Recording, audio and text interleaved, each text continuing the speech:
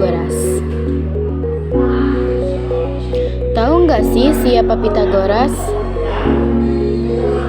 Pitagoras merupakan seorang matematikawan yang lahir pada 580 sampai 569 sebelum Masehi di Pulau Samos.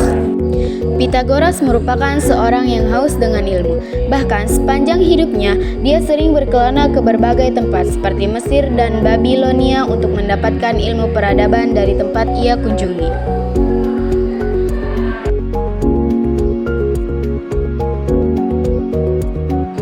Pitagoras memutuskan untuk mendirikan sekolah di Italia bernama Kraton. Di sekolah ini, Pitagoras bersama muridnya meyakini bahwa segala sesuatu di dalam semesta ini dapat dinyatakan dalam bilangan-bilangan.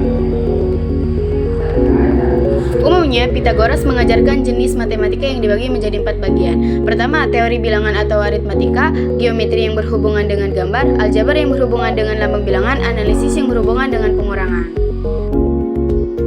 Teorema Pitagoras.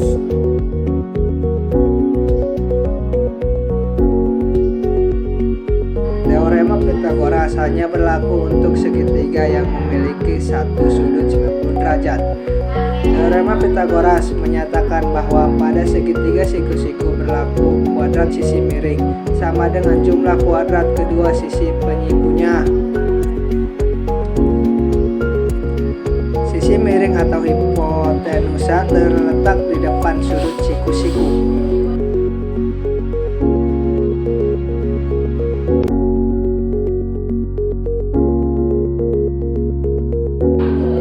Jika suatu segitiga ABC siku-siku di C, maka berlaku rumus teorema Pitagoras.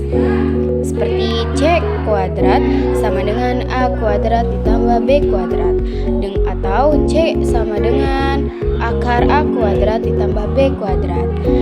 Kemudian A kuadrat sama dengan C kuadrat dikurang B kuadrat. A sama dengan akar C kuadrat dikurang B kuadrat. B kuadrat sama dengan C kuadrat diambil A kuadrat. Atau B sama dengan akar C kuadrat diambil A kuadrat. Pada usia 18 tahun, Pitagoras meninggalkan kota Samos. Dia bertemu dengan Thales. Dari Thales, dia banyak sekali mempelajari matematika, terutama ilmu mengenai bilangan, bagaimana menambah, mengurangi, membagi, dan mengalihkan bilangan. Setelah beberapa tahun dia belajar, Thales dan Pitagoras menggambarkan ke Mesir untuk mempelajari rumus-rumus yang ada hubungannya dengan geometri. Setelah beberapa tahun Pitagoras kembali ke Yunani, tetapi sayang tanah airnya telah menjadi jajahan dari bangsa Parsia. Ciri yang mencolok dari sekolah Pitagoras adalah tujuan-tujuannya yang diarahkan sekaligus kepada bidang politik, filsafat, dan religi. Para siswa di sana berkonsentrasi pada 4 bidang matematika atau 4 pelajaran, yaitu aritmatika, harmonia, geometria, dan astrologia. Pitagoras membagi para peserta kuliahnya 2 tingkat disiplin, yaitu apaustici dan matematik. Meski kaum wanita dilarang menghadiri pertemuan publik, tapi mereka diperbolehkan mengikuti perkuliahan sang guru. Setidaknya ada 28 wanita menjadi bagian terpilih dalam matematik. Ketika Pitagoras mendekati usia 60 tahun, dia menikahi salah satu siswanya yang bernama Theano. Theano adalah seorang matematikawan dengan kemampuan yang luar biasa, yang tidak hanya menginspirasi Pitagoras selama masa-masa akhir hidupnya, tetapi juga melanjutkan penyebaran sistem pemikiran sang guru setelah wafat. Apa sih perkembangan Pitagoras zaman Mesir? Pada zaman Mesir, metode pecahan dengan dalil Pitagoras dapat dijumpai di Mesir kuno. Bahkan matematika geometri ini berkembang dengan pesat. Hal ini dapat dimengerti karena bumi Mesir kuno sangat subur, terutama setelah mengalami air bah dari sungai Nil. Bangsa Mesir kuno menentukan luas lahannya dengan menggunakan dalil Pitagoras.